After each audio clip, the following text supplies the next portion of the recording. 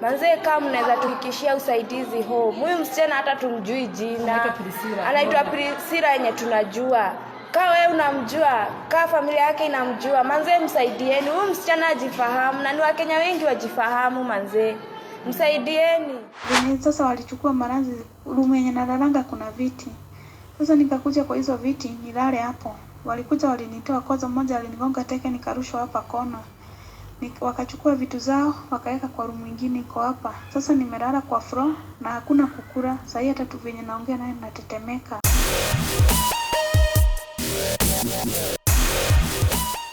A Kenyan in Saudi Arabia claims she has spent the last 10 days with no food and her employer took her mattress away, meaning she has no place to sleep at the moment. Miriam Wangari, nilikuwa na shida ni kwetu Naivasha, but for now niko Dafu Kuliafi, but ya Saudi Arabia Bisha. Niko na shida na kwenye nimeandikwa, nateseka sana na yapitia mengi. Na nikiambia agent wangu mwenye ako Kenya anisaidie, ananipeleka hivi, ananiambia enda kwa embassy, naenda kwa embassy wananirudisha kwa agent ananirudisha kwa embassy. Kama saa hii leo ni 12 days kama sijakula hata saa jana venye nilinyang'anywa marazi ya kulalia, nimelala kwa floor. Venye nilinyang'anywa marazi nikamtext, venye nilimtext hata hizi aliona text na ukaona amesoma, hizi reply. Haya venye sasa walichukua marazi room yenye nalalanga kuna viti. Sasa nikakuja kwa hizo viti nilale hapo. Walikuja walinitoa kwanza, mmoja alinigonga teke nikarushwa hapa kona. Wakachukua vitu zao wakaweka kwa room nyingine iko hapa. Sasa nimelala kwa floor na hakuna kukula. Sasa hata tu venye naongea naye natetemeka. Sina nguvu, sina hata, na mimi bado ni mgonjwa. Niko tunaomba usaidizi kwako. Another one by the name Sheila said her employer threatened to kill her. Kwetu tuko saba na life pia si nzuri hivyo. That's why nilikuja Saudi hapa nilipo. Nimeteswa nikaambiwa nitauawa. Hapa nalipwa 900 riyal. Huko Saudi tunafanya kazi more than 12 hours. Wengine hawakuli, wengine hawalali, kazi mingi, wengine wanachapwa, wengine hata wamepotea, hatujui tuanze na wapi kuwatafuta. But when we called her agency representative here in Kenya, he said hiyo ni kawaida ya Waarabu kusema wataua mtu. Hiyo ni mchezo. Now the word I will kill you, it means I will beat you, but he's not allowed to beat somebody in Saudi Arabia. He's not allowed. Another Kenyan was taken to a quarantine center in Saudi Arabia. Hajielewi, azungumzi, na Wakenya hawajui hata jina yake. Wanamjua tu kama Priscilla. Take a look. Manze kama mnaweza tuhikishia usaidizi home. Huyu msichana hata tumjui jina. Anaitwa Priscilla yenye tunajua. Kama wewe unamjua, kama familia yake inamjua, manze msaidieni. Huyu msichana ajifahamu na ni Wakenya wengi wajifahamu manze. Msaidieni. Alafu tunasikia ati ameletwa hapa asubuhi, na tangu asubuhi saa hii ndio tunaitwa kwenye amejipeleka huko juu third floor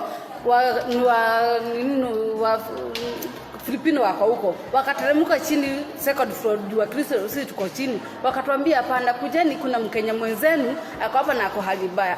Ile mazee kwenda ongei ako chini ameanguka, yani tukapata sasa akipimwa pressure.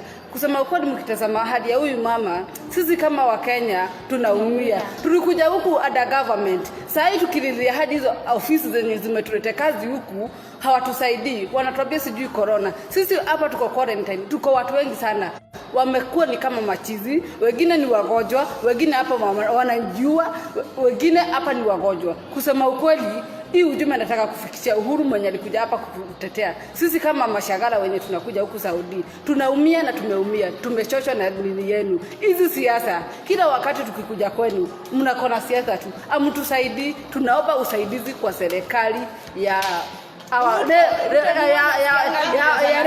reba juu tuliambiwa tuko hapa adareba. Kusema ukweli, hebu tazameni huyu mama. Huyu ni kama huyu hata chakula yenyewe tunampea. Huyu mama chakula yenyewe tunampea kama mtoto. Kwa kweli, ako na familia. Sisi wenyewe tuko na familia. Tumenyang'anywa vitu zetu. Hatuna wala tukienda huku chini tukilalamikia vitu zetu hatupati. Kwa kweli kusema ukweli, serikali tunatembelea usaidizi wetu wapi? Mlituambia tukipata shida tukimbilie serikali. Kwa sasa hii serikali haitusaidii. Kwa kweli mimi naumia. Mimi ni mzazi. Huyu ni mzazi ako na familia. Serikali mko wapi? Mmetuashiria. Kwa kweli tutapiga tu magoti venye tumepiga magoti. Mungu akanyanyua huyu mama. Hakuwa anaweza kujiamsha. Kwa kweli maombi inafanyaka nguvu na iko na nguvu. Mapasta wenye mtaona hii kitu, kwa kweli mtuombe sana. Huku hatuna amani, hatuna hata sijui niseme nini. Kuna mwingine amekufa asubuhi. Wengine tunaduko masindano huku. Unaleta huku na death certificate. Kusema kweli sisi wananchi sasa Waganda pia wameteseka huku. Waganda wametesekea huku. Museveni amesema wamepeana wiki 3 hata wakuje. Sisi wa Kenya hatuoni usaidizi yenu kusema kweli. Wewe maagent au mtuchukuli simu. Sisi sasa hii ujibe hadi Ruto. Wewe ulituambia ni hasra. Sisi pia ni mahasra. Hatukukuja hapa juu ya furaha. Ni venye tu tulikuja huku kujisaidia juu Kenya hakuna kazi. Maze tunakufia huku kama mauvu. Now, when we aired the story of Sheila Andalo here, a lot of you were divided on the comment section. If you've not watched the story, let me just brief you. Sheila reached out to us saying her employer had threatened to kill her. Na si mara moja, si mara mbili, kila siku anasema atamuua. Nimeteswa, nikaambiwa nitauawa. Naomba mnisaidie nirudi nyumbani, nikae na watoto wangu na familia yangu nikiwa safe. When she reached out to us, she said all she needed was for the embassy representative in Saudi Arabia to reach out to her and offer her support before COVID-19 is over. Have the embassy representatives reached out to her? Yes, they have. Is she still working in the same house? Yes, she is. And as she awaits for her fate, Kenyans were divided on the comment section saying, Wakenya, mtaambiwa marangapi muache kuenda Gulf? Meaning, people have been told how dangerous Gulf countries, especially Saudi Arabia, can be, lakini hawaski. But in the same comment section, some Kenyans are saying they have made it in Gulf countries, especially in Saudi Arabia. Wewe kuwa mpole, vumilia, fanya kazi yenye ilikupeleka huko, siku yako ya kurudi ikifika, wewe rudi tu Kenya salama. But what happens to some of the Kenyans who are not lucky to work in conducive environments such as Sheila? Well, let's move to Wangari's story. When she sent us an audio telling us that her boss has denied her food for the last 10 days, my director and I, we were like, how can one survive for 10 days with no food? But Wangari sounds scared. She sounds like someone who is almost giving up. Her audio, she says, you can even hear her whispering, meaning this person is not okay. When I asked her why she left to go to Saudi Arabia, she said she wanted to provide for her children.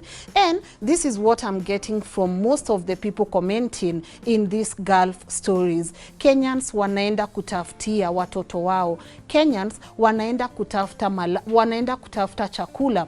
Wanaenda ndio mtu akirudi huku ajenge. You know, people are going just, you know, for greener pastures in Saudi Arabia. But now, how do you guys get, like, if you are watching us and you're in Saudi Arabia or you've worked in Gulf countries before, I believe this would be a better platform for you to tell us what you think. Watu kweli wanakuanga wenda wazimu, kwa sababu hii clip yenye tulionyeshwa hapa ya huyu msichana hajielewi, hazungumzi, chakula akuli, anapewa tu yogurt. Wakenya wamesema wametafuta watu wa embassy wawasaidie, lakini watu hawayuko. And to the Kenyan Embassy in Saudi Arabia, what are you doing? I have heard, because I spoke to one of the embassy representatives and he said these cases are a lot and they are looking into them. But will you continue looking into these stories, or do you just look into these stories whenever we air a story out, halafu tukinyamaza pia nyinyi mnanyamaza? Kenyans in Saudi Arabia, I want to hear from you. What exactly are you going through? Do you think the government has come to your aid every time you have a problem? When you reach out to the Kenyan Embassy in Saudi Arabia, how quick do they take action and come to your aid? And I just thought that maybe these recruiting agencies, you have to be very careful whenever you are getting a job through these agencies. Just few months ago, we aired the story of Kenya's biggest con, Jeremiah Kisangau. This guy has conned Kenyans millions and millions of shillings, and he's still walking free. Wengi wenyu mlisema mmeenda kwa polisi, mumeandikisha mko na OB numbers, lakini nothing has been done to this guy. Maybe I would want to also leave tips on some of the things you should look out when you are seeking for any job abroad, especially if you are going to work in Gulf countries. Make sure the agency you are seeking the job with is an accredited agency, which means it has to be in the National Employment Authority. And you can find all that information online, all the contact details ziko hapo, and even their email address. So usiende kutafuta job na agency, agency yuko accredited, hayuko under the National Employment Authority, kwa sababu hata ukicomplain watakwambia this is not an accredited agency. And then go into these groups: Kenyans in Saudi Arabia, Kenyans in Qatar, Kenyans in Dubai, Kenyans in Iraq, Kenyans in Afghanistan on Facebook. Just ask conditions ziko aje, and what are some of the things you need to look out for.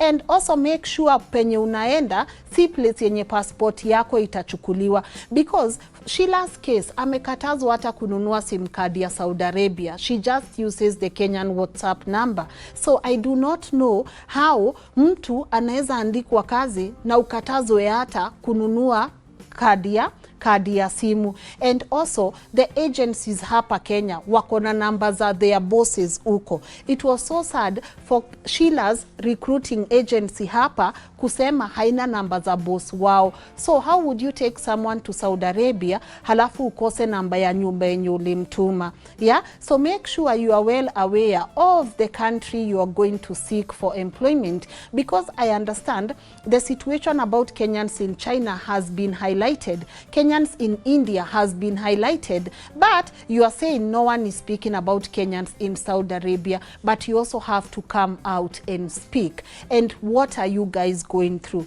Feel free to leave us your comment on the comment section below so that we are able to address this issue. And hopefully those who are stuck in Saudi Arabia, even though we know we have the coronavirus pandemic right now with us, I believe the Kenyan Embassy in Saudi Arabia is able to do something about a Kenyan citizen who has been threatened and who has been told ati atauliwa uko Saudi Arabia. Let me know what your thoughts are on this topic.